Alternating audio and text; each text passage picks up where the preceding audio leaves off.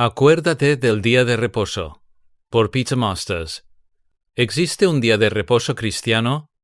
Y acabó Dios en el día séptimo la obra que hizo, y reposó el día séptimo de toda la obra que hizo, y bendijo Dios el día séptimo, y lo santificó, porque en él reposó de toda la obra que había hecho en la creación.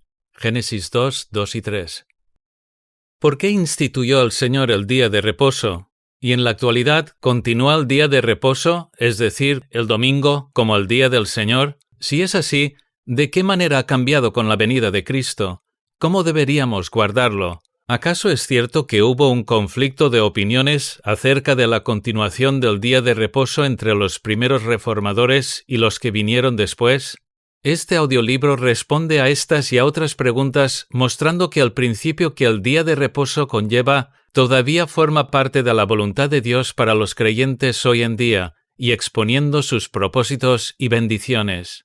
Comenzamos obviamente por Génesis 2, 2 y 3, donde se nos dice que Dios terminó su obra de la creación, y después bendijo el séptimo día y lo santificó. Desde el principio, este día se convirtió en un día muy especial por decreto divino, y fue puesto en un lugar único 3000 años antes de la época de Moisés. Este día fue dado a la raza humana en la creación, primeramente para conmemorar la obra de la creación de Dios, en segundo lugar, para establecer un día de descanso y oración, y en tercer lugar, para proveer en años futuros una ilustración del descanso eterno en el que entrarán todos aquellos que descansen de sus propias obras y confíen en Cristo.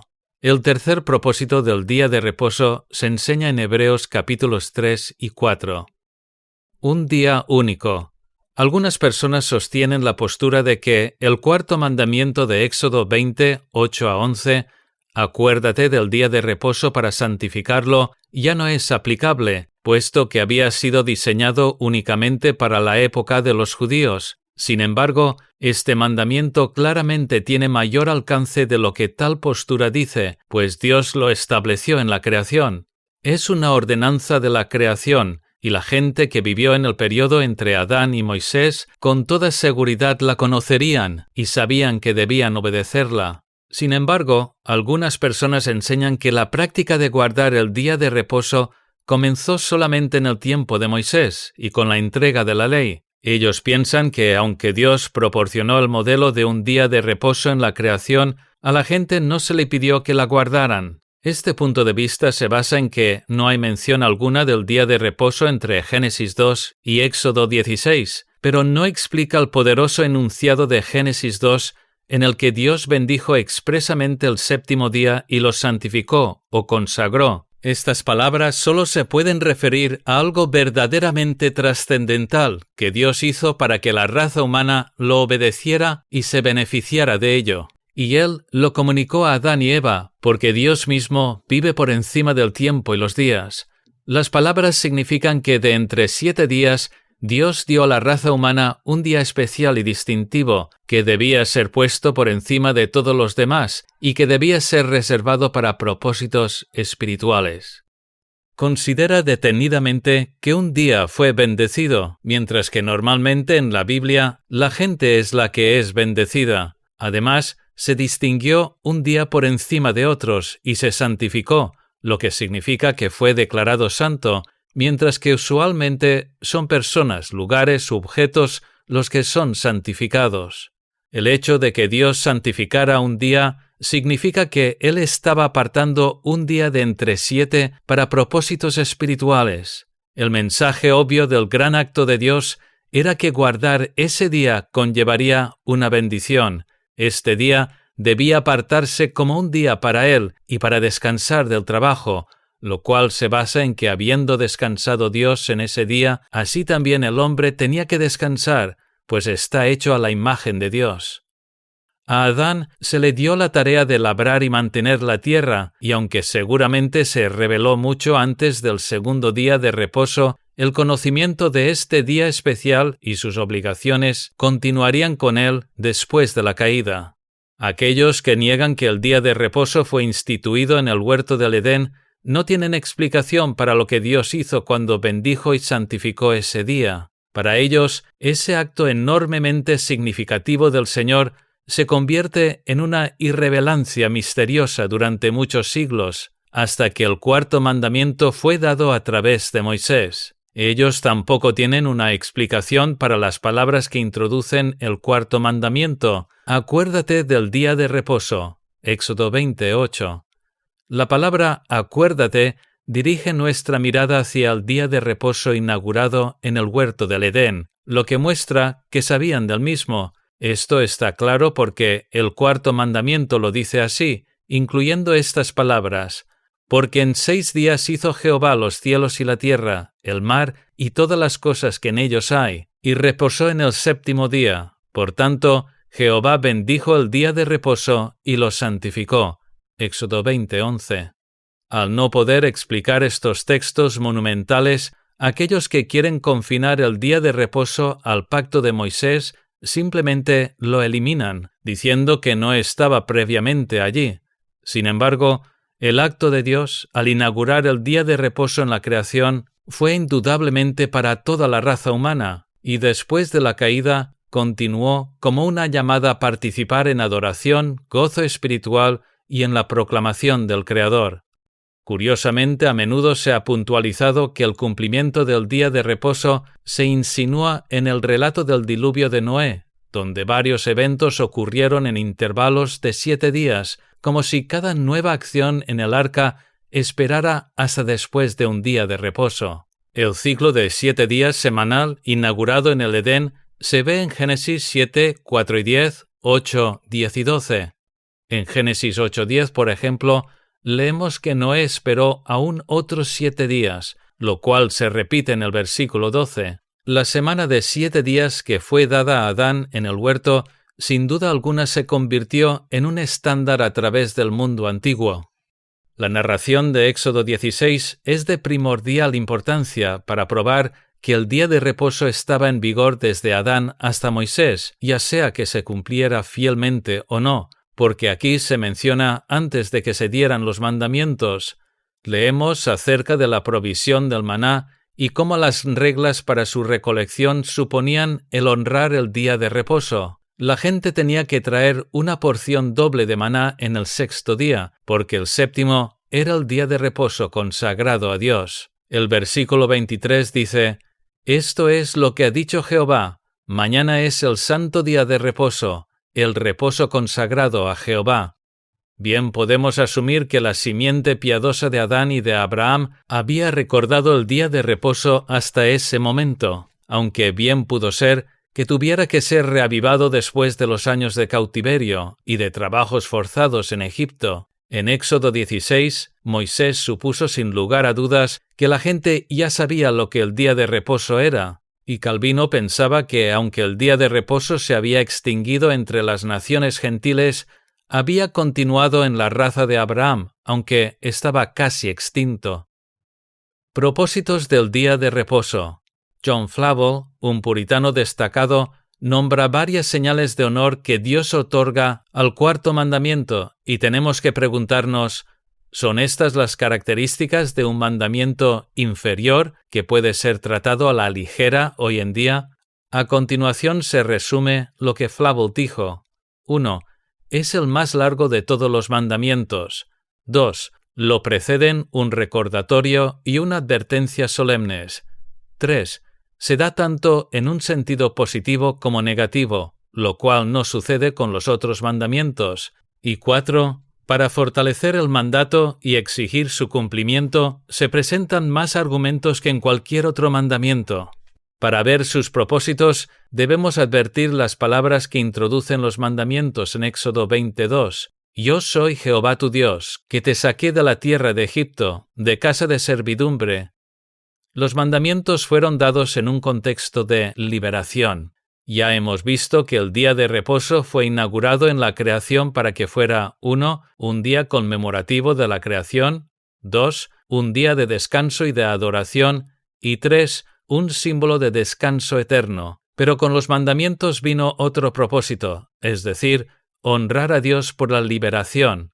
Deuteronomio 5:15 dice específicamente sobre el día de descanso: «Acuérdate que fuiste siervo en tierra de Egipto, y que Jehová tu Dios te sacó de allá con mano fuerte y brazo extendido, por lo cual Jehová tu Dios te ha mandado que guardes el día de reposo». Se suponía que los judíos del Antiguo Testamento debían añadir este aspecto al día de reposo y conmemorar y proclamar que fueron redimidos de Egipto.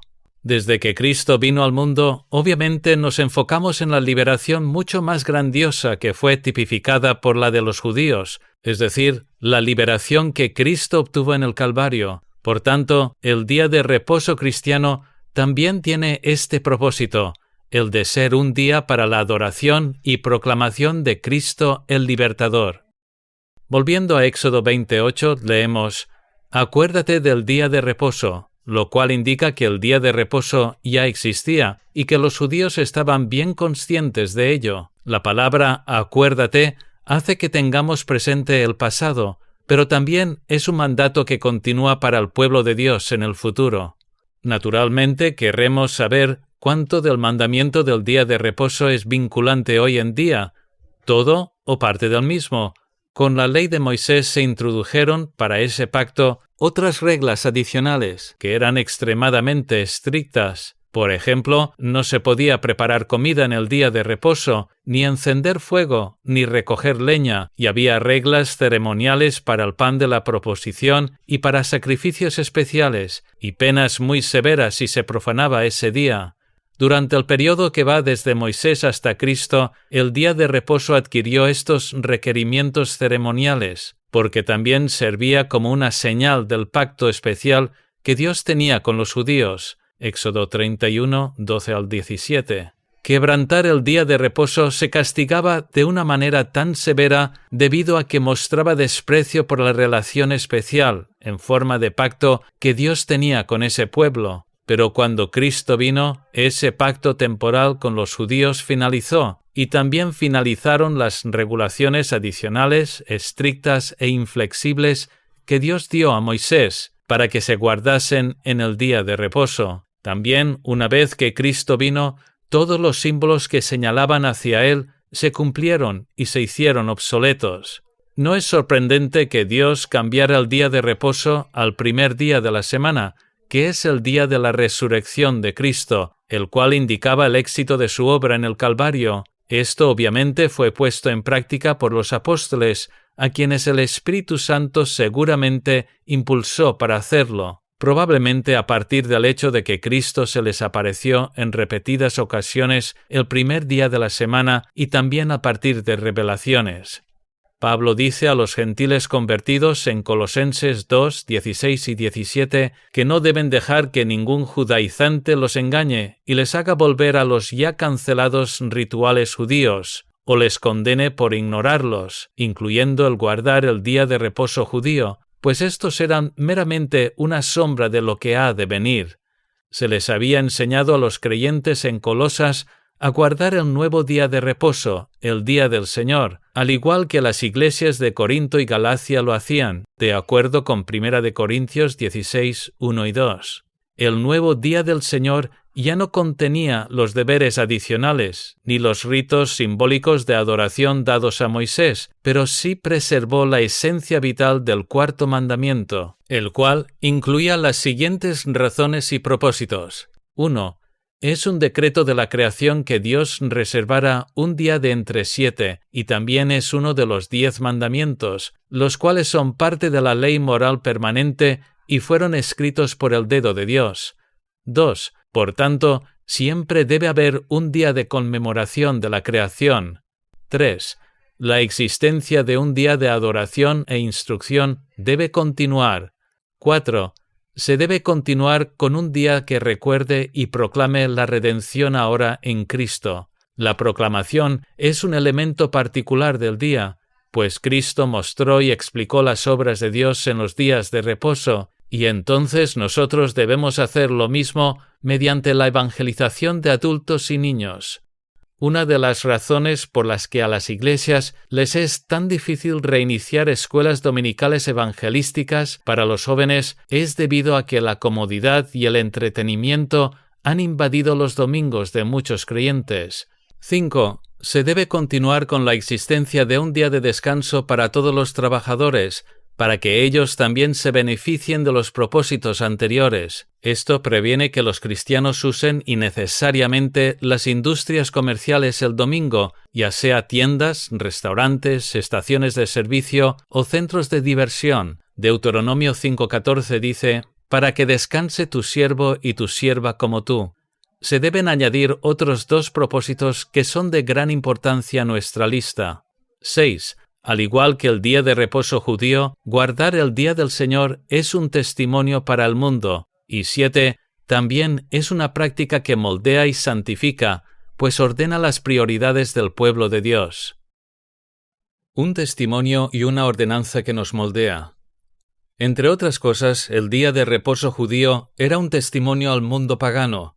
Nos podemos imaginar cómo reaccionaban las naciones alrededor de Israel al verles guardar el día de reposo. En una época en la que la mayoría de la gente era granjera, ellos conocían las dificultades de organizar rutinas para que todo trabajo se pudiera paralizar un día cada semana. Sin duda, se preguntaban a sí mismos, ¿cómo pueden lograrlo estos judíos?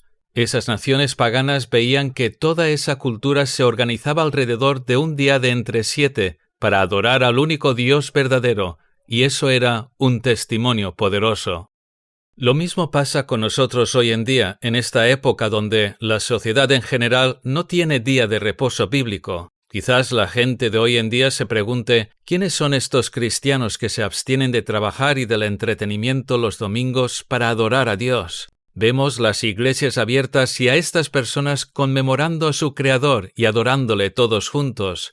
No puede dejar de recalcarse la importancia de tal testimonio en familias, colegas y en la sociedad en general. Dios ha creado el Día del Señor parcialmente con este mismo propósito, es decir, que la realidad de nuestra fe pueda ser evidente a todos.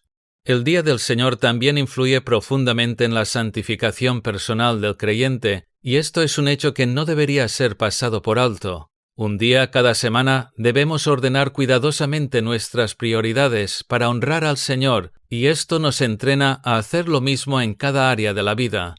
Una iglesia que toma el Día del Señor a la ligera, lo cual es típico en algunas de las llamadas mega iglesias de los Estados Unidos de América y de Gran Bretaña, incluyendo algunas que dicen ser reformadas y que no le importa que los creyentes vayan al restaurante después del culto de la mañana y después procedan a la diversión y al entretenimiento jugando al golf al aire libre o haciendo alguna otra cosa así y permitiéndose una gran variedad de actividades de ocio. Es una iglesia que le niega a sus miembros una ordenanza inmensamente profunda que da forma y moldea su carácter cristiano. Si sometemos nuestros planes personales a Dios en su día, entonces nuestras vidas y prioridades serán ordenadas más diligentemente y de una forma más consciente para Cristo todos los demás días de la semana. Deberíamos tomar nota de las palabras que Dios dijo a Moisés respecto al maná en Éxodo 16:4, incluso antes de dar los mandamientos. Dios dijo que el arreglo para recoger el maná fue dado para que pruebe al pueblo si anda en mi ley o no. El Día del Señor es una prueba de obediencia que nos reta cada semana de nuestras vidas a obedecer de forma alegre y voluntaria la voluntad del Señor. Si hacemos caso omiso, caemos en un estilo de vida cristiano egoísta, autoindulgente y centrado en nosotros mismos, como ya les ha pasado a muchos. El Día del Señor es tanto un día de oportunidad espiritual como una salvaguarda espiritual para toda la vida. La enseñanza errónea que existe hoy en día. Antes de examinar la flexibilidad del Día del Señor en comparación con el día de reposo judío, debemos responder a los que al enseñar se apartan de los reformadores, de los puritanos, de las confesiones históricas y de la abrumadora mayoría de cristianos en generaciones pasadas, y afirman que el cuarto mandamiento no está en vigor hoy en día y que nunca se repitió en el Nuevo Testamento. En primer lugar, observamos que el cuarto mandamiento ciertamente no está abrogado, cancelado, en ningún lado del Nuevo Testamento. Los 3 textos que a menudo se usan para apoyar la cancelación no dicen nada de eso. Estos textos son Romanos 14, 3-6, Gálatas 4, 9 y 10 y Colosenses 2, 16 y 17. Tales textos advierten a los gentiles que se han convertido y que están guardando el día del Señor de que los judaizantes no los subviertan a adoptar las costumbres judías, incluyendo el día de reposo, como un medio para ganar su salvación. Su esperanza tenía que estar únicamente en el Calvario. En Romanos 14, Pablo insta a no presionar a los judíos convertidos que no pueden abandonar las leyes judías sobre la comida y los días de festividades, siempre y cuando no pensasen que estas costumbres contribuían a su salvación. Ninguna exégesis seria concluiría que estos textos están en contra del cuarto mandamiento, como está expresado en el Día del Señor.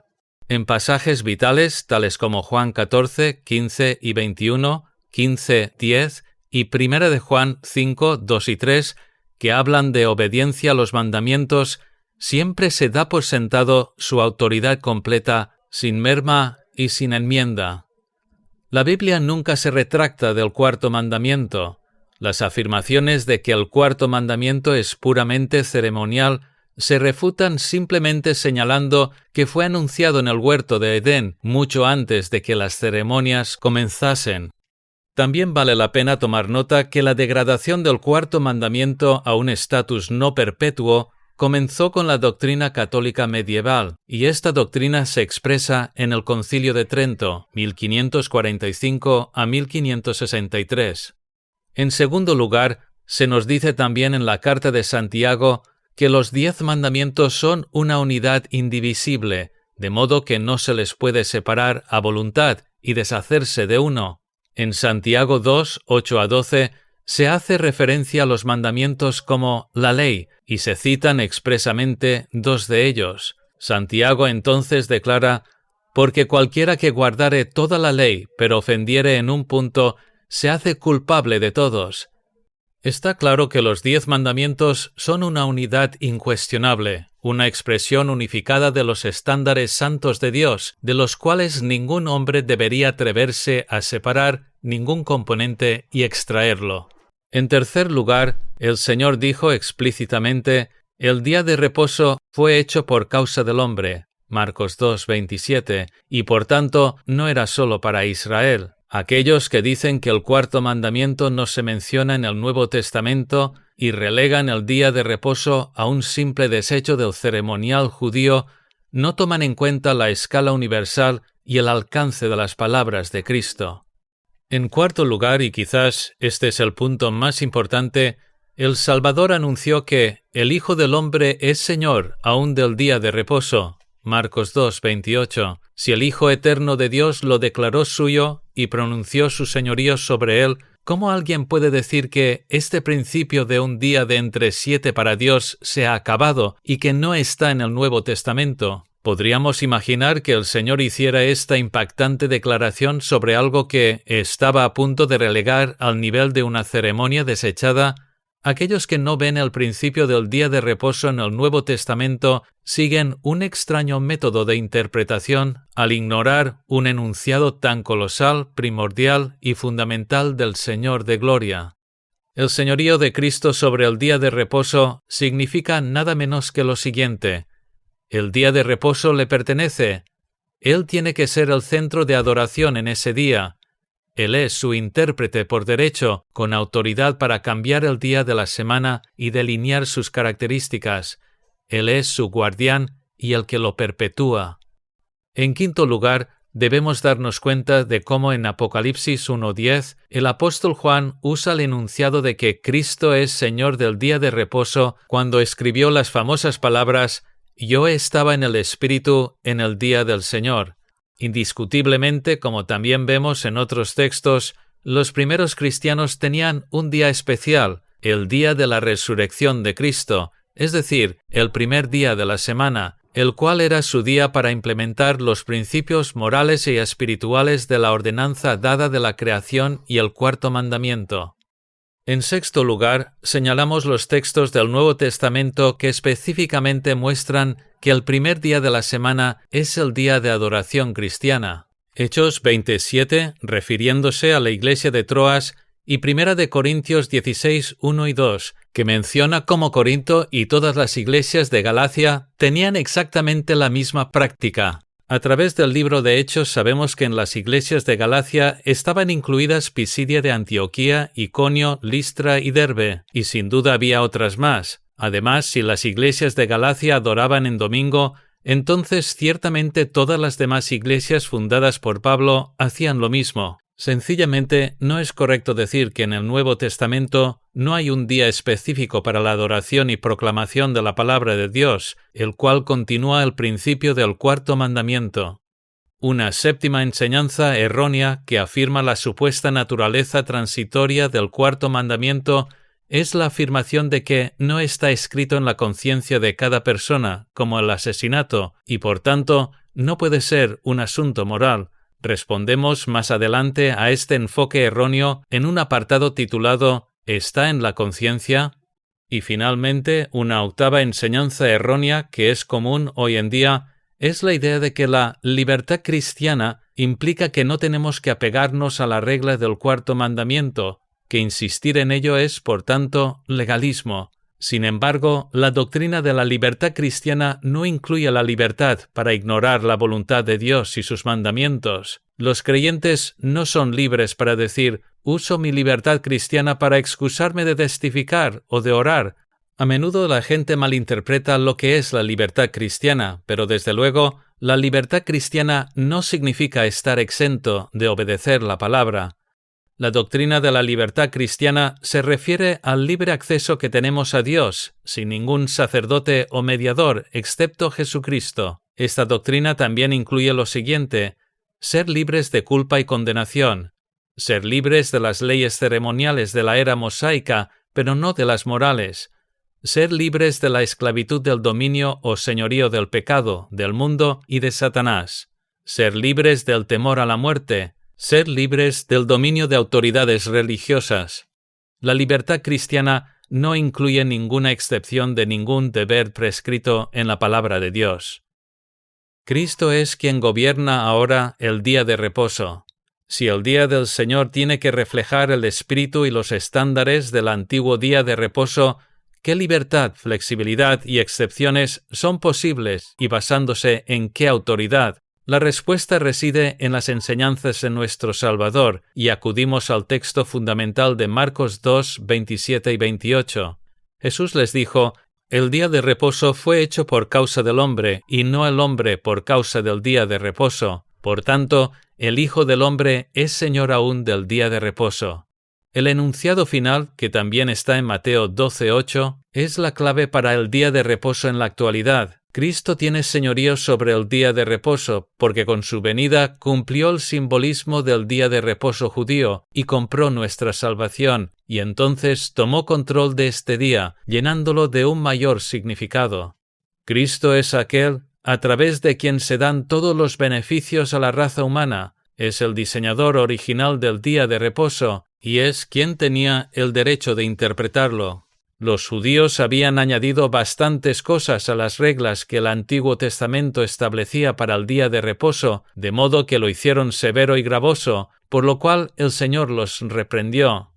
En Mateo 12 se narra cómo iba Jesús por los sembrados de maíz en un día de reposo, cuando sus discípulos comenzaron a arrancar el maíz y a comerlo. Los fariseos, quienes les vigilaban, se quejaron de que los discípulos estaban quebrantando la ley del día de reposo, pero Cristo les dijo: ¿no habéis leído lo que hizo David cuando él y los que con él estaban tuvieron hambre? ¿Cómo entró en la casa de Dios y comió los panes de la proposición que no les era lícito comer ni a él ni a los que con él estaban?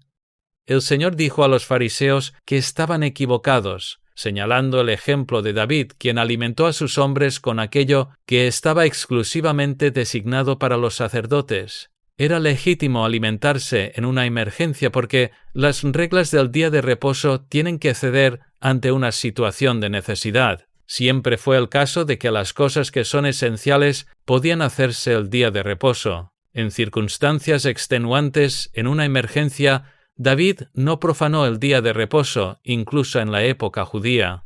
El Antiguo Testamento prohibía recoger la cosecha en el día de reposo, pero incluso esta regla habría cedido ante una necesidad absoluta. El gran reformador suizo del siglo XVI, Henry Bullinger, al referirse a varios ejemplos de situaciones de emergencia en el día de reposo, escribió lo siguiente: si entonces en el día de reposo es lícito rescatar a una oveja de un hoyo o a un buey a punto de ahogarse, ¿por qué en tal caso no debería ser lícito, de la misma manera, recoger y evitar que se eche a perder el heno o el maíz, que a causa de un clima impropio de cierta estación ha permanecido tendido por mucho tiempo y es probable que se arruine si se deja por más tiempo? Se concede libertad en casos de necesidad. Aquí lo que Bullinger estaba exponiendo era Mateo 12, 11 y 12 y Lucas 14, 5. En Mateo 12, 5, el Señor también puntualizó el requerimiento de la ley de Moisés de que los sacerdotes deberían trabajar en el día de reposo en relación a la adoración, profanando así técnicamente el día de reposo, pero su trabajo santo estaba exento de la regla del día de reposo. El día de reposo, a pesar de su inflexibilidad aparente y prohibiciones, siempre cedió, dijo el Señor, a los deberes especiales o a la necesidad y a las obras de misericordia. Este es el caso hoy en día, obviamente, pero la palabra necesidad no se tendría que convertir en un término tan elástico que se extienda para cubrir cualquier cosa que queramos hacer, de tal forma que la dedicación incondicional al día del Señor se arruine. Tiene que ser una necesidad real. La gente debe tener en sus corazones y mentes el honrar el día del Señor, pero a veces hay circunstancias excepcionales. Lo que no se debería hacer. El estándar para el día del Señor se explica a detalle y de manera concisa en las grandes confesiones de fe protestantes. La gente debería descansar todo el día de sus trabajos, palabras y pensamientos sobre su empleo terrenal y de sus distracciones, y estar absortos todo el tiempo en el ejercicio público y privado de la adoración a Dios. Entonces, ¿cuáles son las posibles excepciones? Seamos prácticos. Puede que te hayas quedado sin gasolina en el día del Señor, y es culpa tuya, porque deberías haber tenido cuidado de llenar el depósito de combustible el día anterior, además de otras 4 razones. 1. Para evitar distracción terrenal. 2. Para evitar establecer un mal ejemplo a otros. 3. Para evitar apoyar una actividad laboral innecesaria en el día de descanso y adoración. Y 4. Para honrar y obedecer el principio que subyace en el día de reposo. Sin embargo, si la situación es difícil y es una cuestión de necesidad, y te quedarías abandonado a mitad de la nada si no fueras a la estación de combustible, entonces quizás tengas que ir a la gasolinera en el día del Señor, pero no deberías hacer una costumbre de ello. No habrás cometido un pecado moral, pero nunca deberías permitir que el día del Señor te sea indiferente. En el caso de los judíos, la indiferencia hacia el día de reposo incurría en un castigo terrible, porque el día de reposo era un signo del pacto, y romperlo constituía un repudio del pacto. El día del Señor, en cambio, no es el signo de ese pacto judío, y romperlo no implica un rechazo de nuestra relación con Dios. Sin embargo, la indiferencia voluntaria hacia el día del Señor es un quebrantamiento del 4º mandamiento, el cual todo cristiano debería gozosa y voluntariamente abrazar como parte de la perfecta ley de libertad. Si de alguna manera una persona o una familia no tuvieran comida y no hubiera nadie a quien pudieran acudir buscando ayuda, quizás tendría que ir a la tienda en el día del Señor, quizás tendrían que estar dispuestos a ayunar, aunque los niños no deberían estar sujetos a eso, pero tales medidas deberían ser lo último que querríamos hacer, aunque nunca deberíamos planear comprar en el día del Señor. El día de reposo se somete a las necesidades genuinas. Si estás planeando unas vacaciones, no deberías planear abordar un tren o un avión en el día del Señor, porque eso no es una necesidad, y desde luego no cumple con el espíritu de guardar un día para el Señor. Por tanto, es un acto de desobediencia y de indiferencia al requerimiento de Dios. Además, tal acto apoyaría la indiferencia que también tiene la industria viajera hacia el día del Señor. El Señor Jesucristo mostró que el día de reposo puede rendirse a una necesidad, pero en verdad tiene que ser una necesidad. ¿Acaso involucrarse en viajes escolares, días de deportes y campamentos, todos los cuales eliminarán el día del Señor, es una necesidad para jóvenes creyentes? ¿Deberían hacerse las fiestas de cumpleaños en el día del Señor? Desde luego que no, porque uno de los grandes propósitos del día de reposo cristiano es poner situaciones ante el pueblo de Dios para que lo puedan elegir, y de ese modo ser testimonio para todos aquellos de su alrededor. Thomas Watson dijo acertadamente que guardar el día de reposo era una gran insignia de su religión, y lo mismo se aplica hoy en día. Los restaurantes en domingo. Muchos cristianos van a restaurantes en domingo, lo cual sucede mucho más en los Estados Unidos de América que en Gran Bretaña. Pero, ¿cómo puede ser esto una necesidad? Además, eso apoya la innecesaria industria alimentaria que se burla del Día del Señor y obliga al personal a trabajar de una manera contraria al decreto de la creación y al cuarto mandamiento. Los puritanos permitían cocinar en casa, señalando a la suegra de Simón Pedro cuando cuidaba del Salvador en el día de reposo, pero no hacer festines o cenas muy elaboradas. Sabemos de pastores en los Estados Unidos a quienes nunca se les ocurriría contratar trabajadores en el día del Señor, pero ese día van a restaurantes que lo hacen. ¿No es esto algo inconsistente? La práctica de comer fuera en domingo, desde luego, no era aprobada por los evangélicos en el pasado, sino que es algo que ha llegado a ser ampliamente aceptado tan solo desde la década de 1960 y más recientemente se ha extendido para absorber cristianos en otras partes del mundo. En el tabernáculo metropolitano, un gran número de personas trae su comida los domingos y comen los salones de la planta baja de la iglesia, para poder después dedicarse al ministerio de la Escuela Dominical Evangelística para Niños, y desde luego, no somos la única iglesia donde esto ocurre. Si en el día del Señor buscamos traer a la casa de Dios a aquellos que están perdidos y proclamar su nombre a todos, no es correcto alentar una industria y actividades laborales innecesarias en ese día. El mismo razonamiento aplicaría a comprar periódicos los domingos. Deberíamos ser concienzudos sobre estos asuntos, y aun así el día del Señor, como un antiguo dicho dice, no tiene que ser guardado en el espíritu de la ley, sino en el espíritu libre del Evangelio. ¿Y qué hay acerca de la televisión o el Internet en domingo?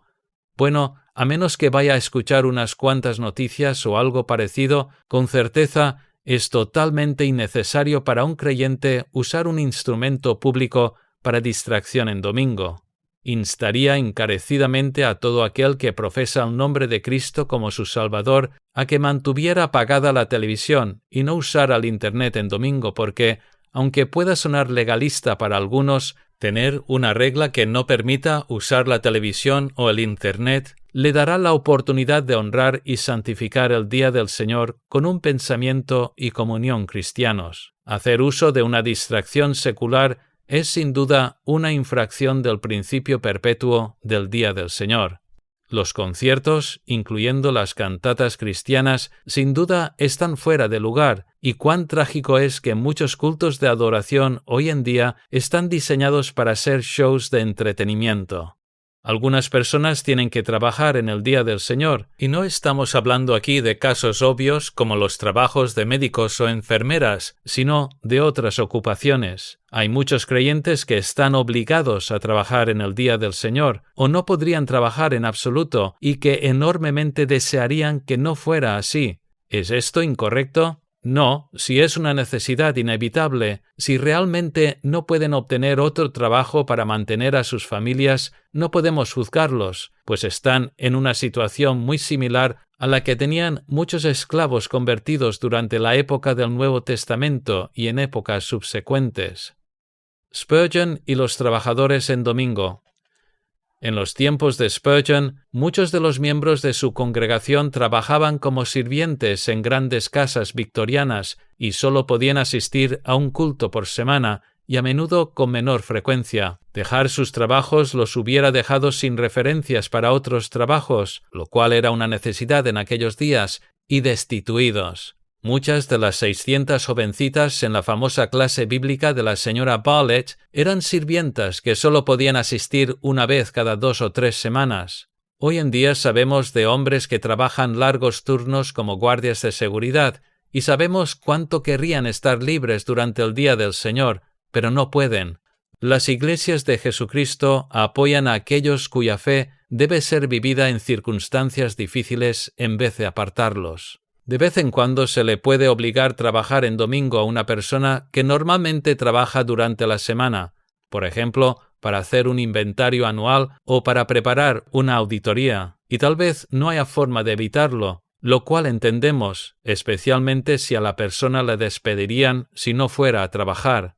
¿Y qué hay respecto de los estudiantes que están completando trabajos académicos o repasando para los exámenes? ¿De verdad es una necesidad estudiar en el día del Señor o es más bien una carga autoimpuesta porque no se han esforzado lo suficiente durante el resto de la semana y ahora se encuentran en un callejón sin salida con trabajos por entregar o con un examen en un día o dos? ¿Es realmente una necesidad o se ha convertido en una necesidad porque nunca tuvieron presente la importancia del día del Señor y nunca planearon guardarlo adelantando sus trabajos? El día del Señor se rendirá ante una necesidad, pero no deberíamos permitir que sus horas desaparezcan debido a problemas de indisciplina y mala organización que nosotros mismos hemos causado, o debido a un entretenimiento excesivo durante la semana. Ya que el Tabernáculo Metropolitano tiene su librería, debemos mencionarla. ¿De verdad es una necesidad que esté abierta en el día del Señor? De hecho, se abre solo después del culto vespertino y se lleva a cabo como un ministerio más. Abrir en el día del Señor es una actividad no lucrativa, con personal voluntario, y cuyo principal objetivo es que el material impreso esté disponible a aquellos que están visitando. De esta manera se les da la oportunidad a estas personas de obtener recursos audiovisuales y literatura a los que normalmente no tendrían acceso. Los materiales audiovisuales se venden después de todos los cultos, sin lucro alguno, porque son una clara extensión del ministerio de la predicación, lo cual se explicará a continuación. Mencionamos otra vez la regla del día de reposo para el servicio del Señor en Mateo 12:5. ¿O no habéis leído en la ley, como en el día de reposo los sacerdotes en el templo profanan el día de reposo y son sin culpa? Los sacerdotes trabajan así como lo hacen los que predican hoy en día. Cuando estamos involucrados en el servicio del Señor, no estamos ignorando el día del Señor. En Mateo 12:11 también hay una categoría de trabajo permitido, a la cual nos hemos referido ya, y que se ha llamado obras de misericordia. Tenemos varios actos de necesidad en conexión también con el servicio del Señor, como el de visitar a los enfermos y ayudar a otros en una emergencia. Si el antiguo día de reposo permitía tales cosas, también las permiten los más moderados estándares del día del Señor. También está la cuestión de utilizar el transporte público para viajar a la iglesia en el día del Señor. Incluso en estos días en los que muchos tienen coche propio, puede que para algunos sea una necesidad utilizar el autobús o el metro. ¿Acaso no es esto respaldar y apoyar las industrias que trabajan en domingo? No necesariamente, porque el transporte público no es exactamente como viajar en avión para ir de vacaciones. Puede argumentarse que cierta cantidad de transporte público es una arteria esencial en la sociedad moderna y necesita ser mantenido. Por ejemplo, las personas que trabajan en hospitales y otras personas que prestan servicios esenciales necesitan desplazarse. También, en las ciudades, la familia inevitablemente vive en diferentes lugares a gran distancia y la gente necesita visitar a los ancianos y enfermos. Ciertamente, las personas que pertenecen al mundo lo usan puramente para ir de paseo y de compras, pero su uso tendría que limitarse. En muchos lugares del mundo hace mucho que uno ya no puede caminar a donde quiera que necesite ir. Ahora la sociedad está mayormente organizada en comunidades del tamaño de una ciudad, y estas ciudades crecen aún más. A menudo vivimos donde nos vemos obligados a vivir, debido a los precios de las casas o la ubicación de la vivienda social, y no podemos comprar o alquilar donde quisiéramos. No podemos simplemente reubicarnos más cerca de nuestras iglesias, por lo que estamos obligados a desplazarnos. con tan pocas iglesias sanas y con tales distancias por recorrer tanto en la ciudad como en las zonas rurales, y considerando los peligros de la violencia criminal en el centro de las ciudades, la gente se ve obligada a utilizar el transporte público y, por tanto, se puede argumentar que en este caso se aplica la libertad de necesidad. Sin embargo, si decidimos utilizar un autobús o un tren porque existe una oferta especial para ir de excursión, desde luego esto no entraría en la categoría de necesidad. El cambio al domingo. Pasando a Juan 21, encontramos una referencia con respecto a si el día de reposo cristiano debería ser el séptimo día de la semana o el primero. La respuesta de la abrumadora mayoría de cristianos a lo largo de los siglos ha sido que debe ser el primer día. La autoridad para esto se encuentra en el ejemplo de la Iglesia del Nuevo Testamento, lo cual sin duda fue ordenado por Dios a través de los apóstoles. El día especial para los cristianos se diferenció del día de reposo judío y se estableció en el día de la resurrección de Cristo. El Señor resucitó de los muertos el primer día de la semana, y en Juan 20, 19 y 26 observamos que otras apariciones del Señor resucitado también tuvieron lugar en los subsecuentes primeros días. El versículo 19 dice: «Cuando llegó la noche de aquel mismo día, el primero de la semana, estando las puertas cerradas en el lugar donde los discípulos estaban reunidos por miedo de los judíos, vino Jesús y puesto en medio les dijo: «Paz a vosotros». Se pone en medio de su pueblo y les dice: «Paz a vosotros», lo que vino a ser llamado el día del Señor.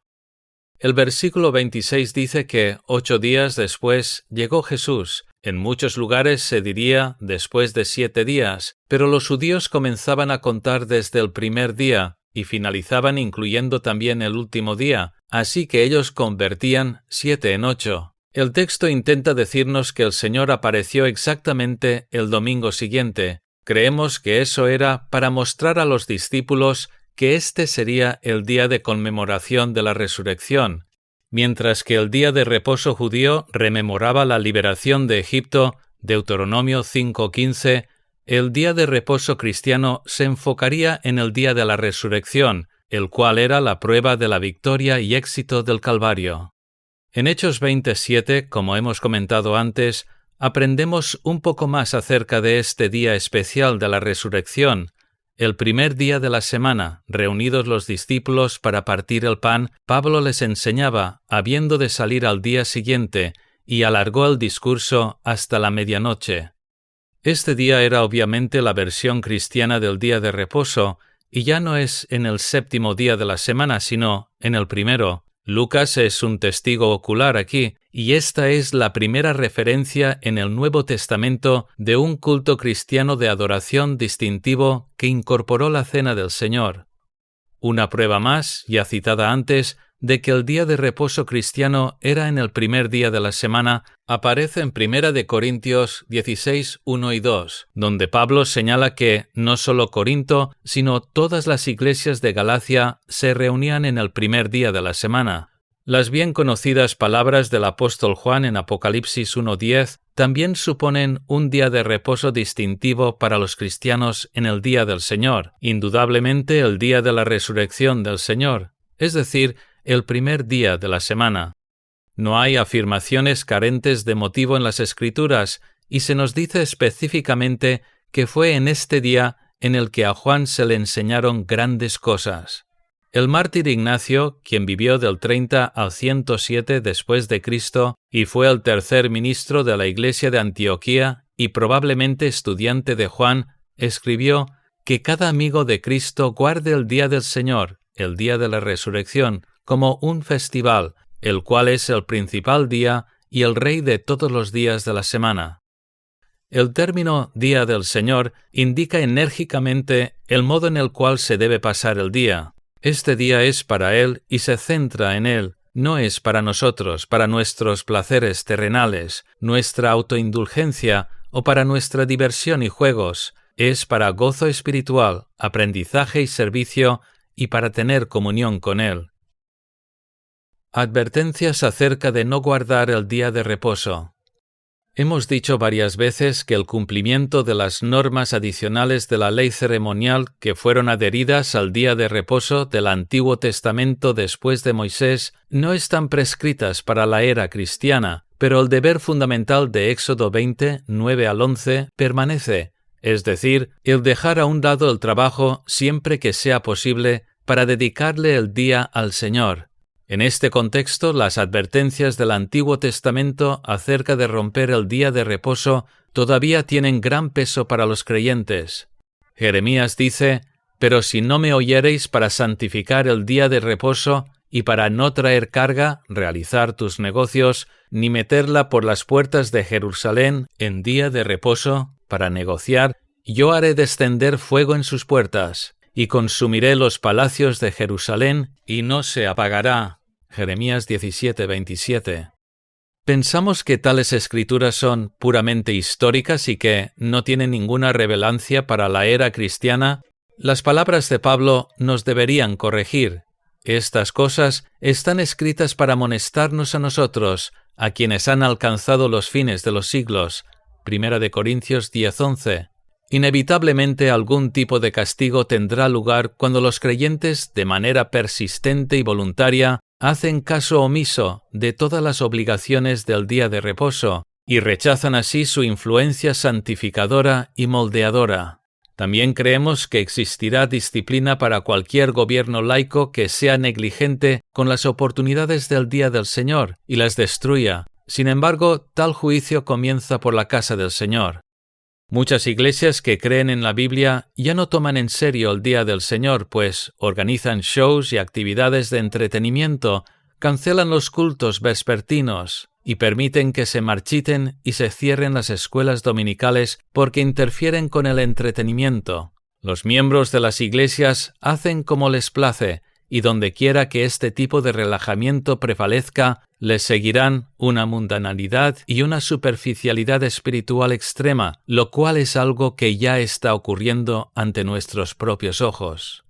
Se encuentra otra advertencia en Ezequiel 20:13.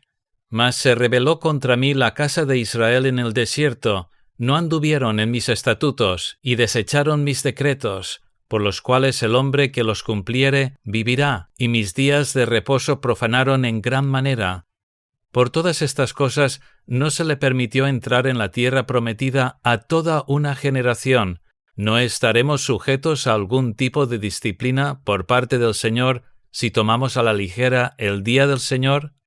Los detalles de cómo guardar el día de reposo en los tiempos del Antiguo Testamento ya no están vigentes, pero continúa el espíritu de honrar un día especial, dejando de lado las actividades de ocio y el trabajo innecesario para poder participar en la adoración y proclamación de la palabra en el día del Señor.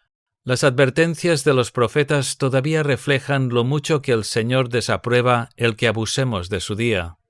Nehemías 13, 17 y 18 dice: «Y reprendí a los señores de Judá, y les dije: ¿Qué mala cosa es esta que vosotros hacéis, profanando así el día de reposo? ¿No hicieron así vuestros padres, y trajo nuestro Dios todo este mal sobre nosotros y sobre esta ciudad? ¿Y vosotros añadís ira sobre Israel, profanando el día de reposo?»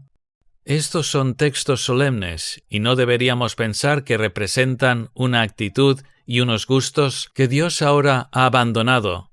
Los tipos y las ceremonias de la ley ya no existen, pero el principio de comprometerse con un día para adoración y proclamación permanece con gran importancia para nosotros hoy en día.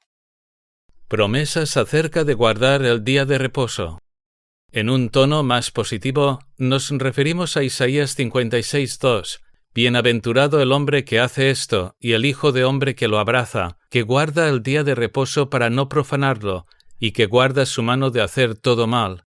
Los siguientes versículos dicen que los que no son judíos y los dispersados de Israel también serán bendecidos por guardar el día de reposo, porque yo les daré lugar en mi casa y dentro de mis muros, y nombre mejor que el de hijos e hijas, nombre perpetuo les daré, que nunca perecerá.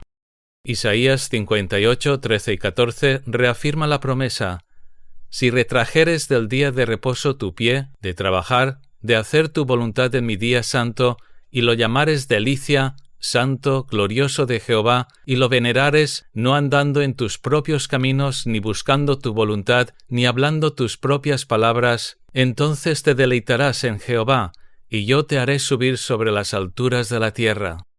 La promesa es que tendremos comunión con Dios de una manera especial en su día, y propagaremos el Evangelio como conquistadores triunfantes en la búsqueda de almas. Cuánto depende de que honremos sinceramente el día del Señor.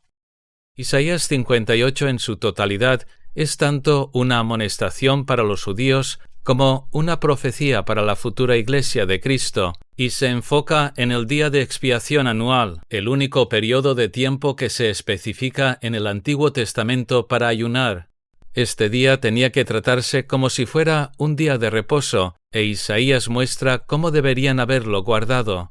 El profeta evangélico muestra al mismo tiempo lo que el día de reposo del Nuevo Testamento será, es decir, un día en el que se soltarán las cargas espirituales, versículo 6. Se dará pan espiritual a los hambrientos y las vestimentas de justicia a los desnudos, versículo 7. Se verterá luz y gloria espiritual, versículo 8. Se intercederá por los que están perdidos, versículo 9. Se ayudará espiritualmente a las almas afligidas, versículo 10. Se buscará guía de lo alto y se edificará la iglesia, versículos 11 y 12. El Señor dijo: si guardareis mis mandamientos, permaneceréis en mi amor. Juan 15:10 y 1 de Juan 5:3. Y el discípulo a quien Jesús amaba dijo: pues este es el amor a Dios, que guardemos sus mandamientos, y sus mandamientos no son gravosos. Estos mandamientos son la ley moral permanente de los 10 mandamientos, amados y establecidos por Dios, que nosotros no debemos cancelar y que Cristo obedeció perfectamente para nuestra justificación. El cuarto de estos mandamientos morales está diseñado especialmente para nuestra bendición y enriquecimiento, y debemos honrarlo con gran deseo y anticipación todos los días de nuestra vida, y debemos hacerlo por amor a nuestro Salvador. El día de reposo es su día. La esencia vital del cuarto mandamiento. 1. Dios reservó un día de entre 7 como un decreto de la creación, y también lo estableció como uno de los 10 mandamientos, los cuales son parte de la ley moral permanente y fueron escritos por el dedo de Dios. 2. Por tanto, siempre debe haber un día de conmemoración de la creación. 3. La existencia de un día de adoración e instrucción debe continuar. 4. Debe continuar habiendo un día en el cual se recuerde y se proclame la redención en Cristo. La proclamación es un elemento particular del día, pues Cristo expuso y explicó las obras de Dios en los días de reposo, y lo mismo debemos hacer nosotros mediante la evangelización de adultos y niños. 5. Debe continuar existiendo un día de descanso para todos los trabajadores, para que ellos también se beneficien de los 4 puntos anteriores. Este aspecto del cuarto mandamiento naturalmente excluye que cristianos usen de forma innecesaria las industrias comerciales, ya sean tiendas, restaurantes, gasolineras o centros de recreo. En Deuteronomio 5:14, este principio se establece expresamente en el mandamiento del día de reposo, para que descanse tu siervo y tu sierva como tú. 6. De la misma manera en que guardar el día de reposo era un testimonio para el mundo, así lo es también honrar el día del Señor. Y 7. Es una práctica que moldea y santifica, pues ordena las prioridades del pueblo de Dios. Calvino y los puritanos. Hoy en día algunos predicadores, con objeto de liberalizar el día del Señor y de satisfacer la mundanalidad de muchos creyentes, han tratado de separar a Calvino y a los puritanos, afirmando que Calvino hablaba en contra del día del reposo, mientras que los reformadores que vinieron después y los puritanos prácticamente volvieron al día de reposo judío. Estos predicadores se quejan de que las confesiones de fe del siglo XVII, la de Westminster, Bautista y de Savoy, nos imponen la postura puritana legalista. Sin embargo, dicha afirmación está completamente en un error, porque tanto Calvino como los puritanos insistieron en diferentes formas en que los creyentes deberían dedicarse enteramente a Dios en el día del Señor. Cualquier intento de presentar a Calvino como alguien que estaba en contra del día de reposo muestra que no se han estudiado sus sermones sobre el cuarto mandamiento, pues Calvino insistía en que los cristianos se olvidaran del yo los domingos y que se apartaran de cualquier actividad que les distrajera con el fin de que se llenaran de Dios, y sin lugar a dudas estaría horrorizado por la negligencia que ha surgido en gran parte del mundo evangélico en los últimos 40 años. Más adelante, varios puritanos y reformadores pusieron mayor énfasis que Calvino en la autoridad permanente del cuarto mandamiento, pero todos llegaron a conclusiones parecidas acerca del modo en el que ese día tan especial debería guardarse. Sabemos que algunos escritores puritanos tenían opiniones extremas sobre el día de reposo cristiano, lo cual llevó a John Owen a comentar: «Un hombre apenas tiene tiempo para leer en 6 días todas las obligaciones que se propone que cumplamos en el séptimo día». Sin embargo, el extremismo no era la postura general. Las excepciones a este consenso fueron algunos reyes, obispos y clérigo que eran antipuritanos y antievangélicos, especialmente en el reinado de Jaime I, quien permitió actividades recreativas incluyendo baile, tiro con arco y fiestas de cerveza en las iglesias, y el de Carlos I, quien estipuló 2 horas de adoración por la mañana y el resto del día lo destinó a actividades recreativas y a relajarse, de forma similar a lo que hacen algunos evangélicos hoy en día. Es trágico que ciertos predicadores en las filas reformadas evangélicas fomenten algunos de sus argumentos hoy en día. Calvino enfatizó que, desde la venida de Cristo, las vidas de los creyentes deberían ser un día del Señor constante, de manera que cada día del año debería ser dedicado a Dios. Sin embargo, dado que esto no es posible en la tierra, y dado que existe la necesidad de que haya un día en el que las congregaciones se puedan reunir, Dios dio el día del Señor para mantener una adoración habitual, devoción y enseñanza, junto con la provisión de un día de descanso para los trabajadores, en el espíritu del antiguo día de reposo. Calvino enseñó que hay diferencias entre el antiguo día de reposo y el día del Señor, pues este último no es un día sagrado en la misma manera, de modo que, si pudiéramos, tendríamos 7 días del Señor cada semana, o si se nos obligara, lo cambiaríamos a otro día de la semana. Sin embargo, según Calvino, el día del Señor perpetúa todas las características de adoración, santificación y enseñanza del día de reposo, al igual que el principio de devoción total. Aunque las normas rígidas que Moisés añadió han pasado ya, y también la insistencia del séptimo día, Calvino sostuvo que el principio y espíritu del cuarto mandamiento continúa. Las exhortaciones de Juan Calvino para el día del Señor. Calvino dio las siguientes exhortaciones invaluables y claras durante su serie de sermones sobre el cuarto mandamiento, basándose en Deuteronomio 5. Así se expresó: «Lo que se ha mandado respecto al día de reposo debería aplicarse a todos, pues si tomamos la ley de Dios en sí misma, tendremos una forma perpetua de justicia, y sin duda alguna, Dios quiso darnos una norma que permaneciera para siempre con los 10 mandamientos. Por tanto, no debemos pensar que lo que Moisés ha escrito respecto al día de reposo es superfluo para nosotros.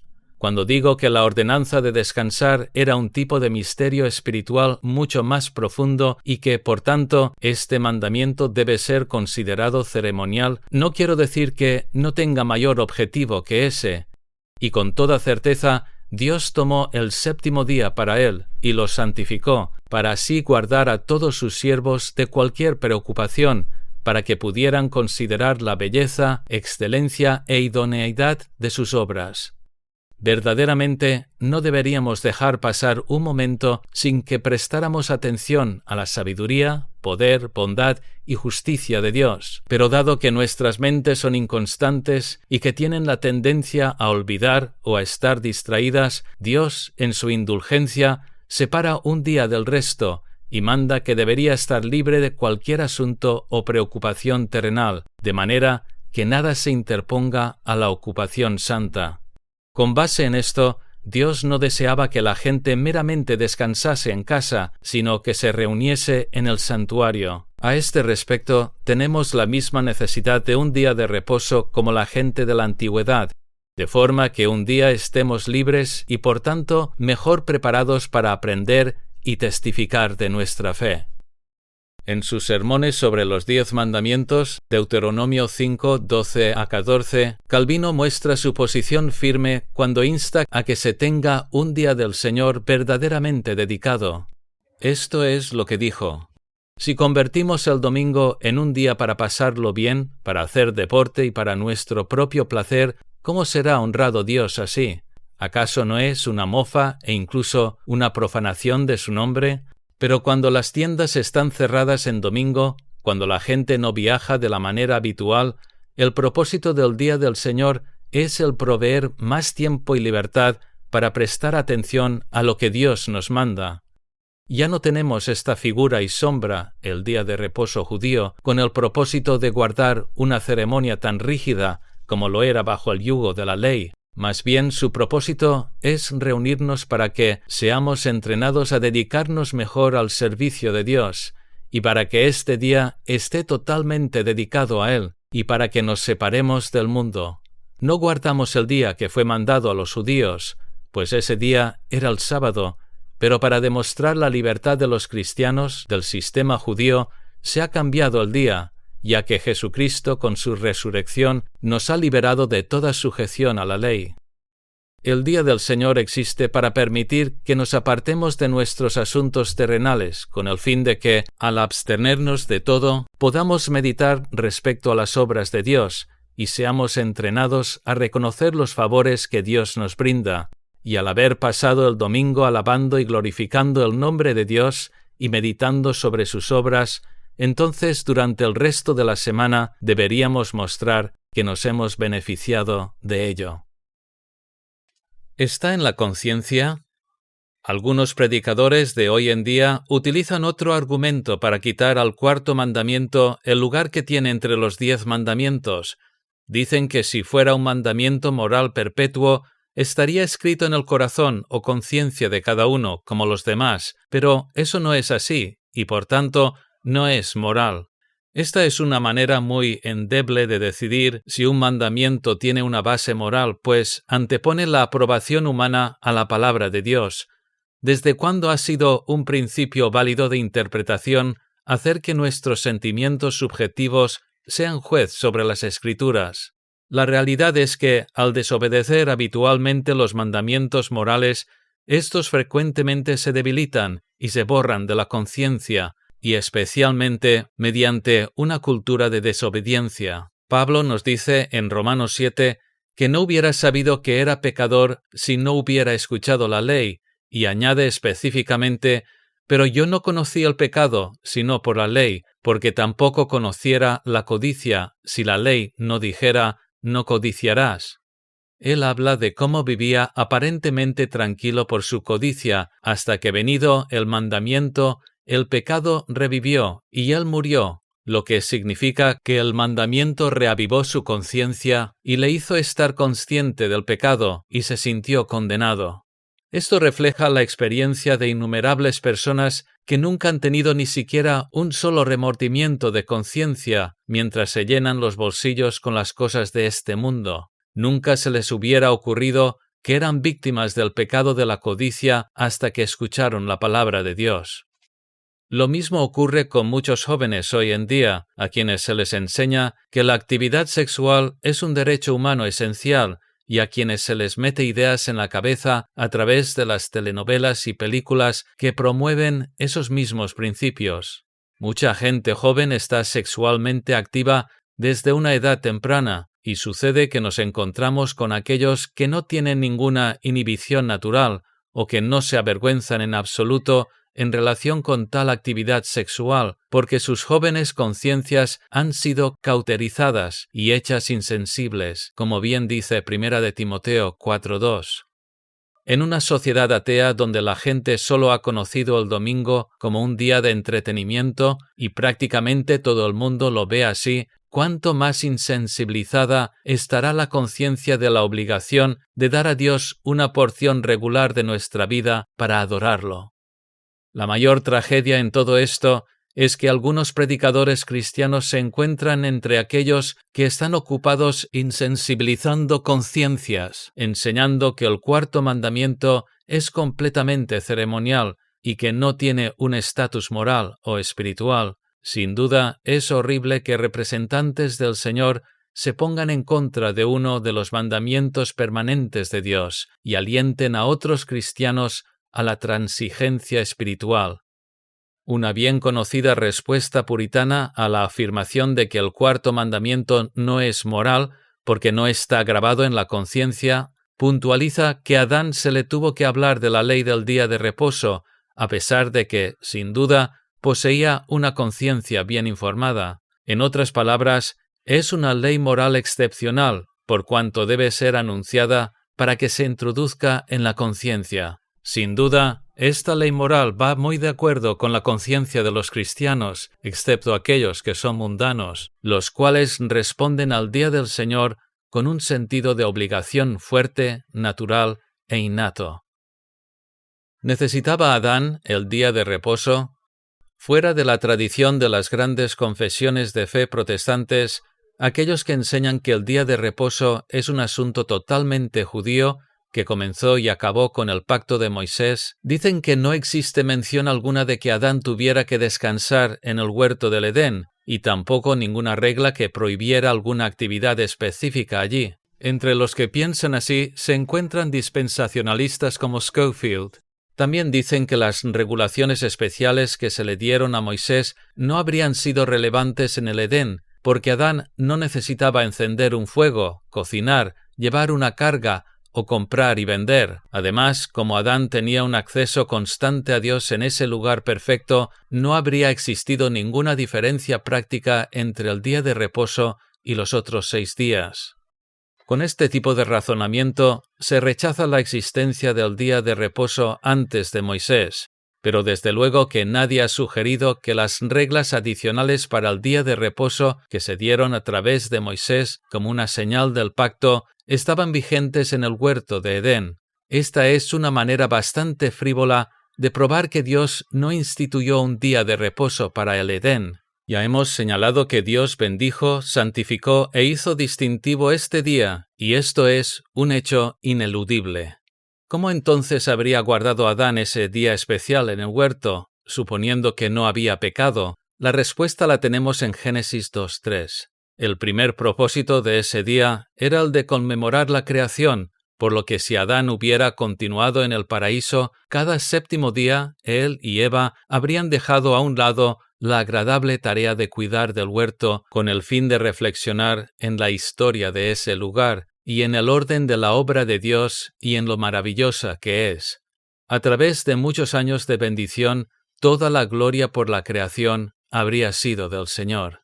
Nuestros primeros padres, después de todo, moraban en el tiempo, y el tiempo mismo habría sido controlado por el día de reposo y subordinado a la adoración del Creador. El huerto del Edén habría sido un día de reposo perpetuo, pero aún así habría habido un día especial en la semana que conmemorara la creación.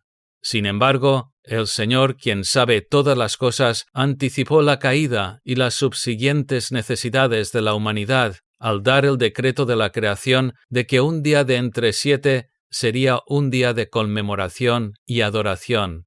Es obvio que la inauguración de un día de descanso en el huerto también tenía en mente la caída, porque contenía un tipo de Cristo y de la salvación, como se enseña en Hebreos 3 y 4, y Adán bien pudo haberlo percibido a la luz de la promesa de Dios en Génesis 3:15, después de que el paraíso se perdiera, y esto habría servido de gran consuelo para él y su familia. El hecho de que el Señor bendijera y santificara un día entre 7 es un acontecimiento inmenso y monumental que nunca deberíamos subestimar y tampoco deberíamos quitarle importancia.